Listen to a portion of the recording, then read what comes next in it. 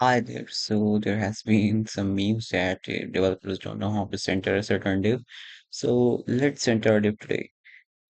We will just take two properties to center our div anywhere you want, and I will also explain how it works. Let's create style.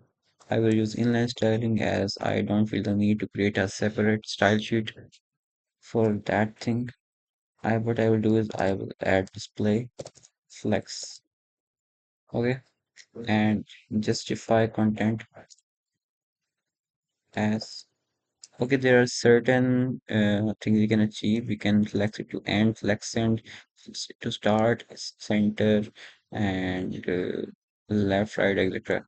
We will do it for center. Okay. So what we are achieving is we just centered our div.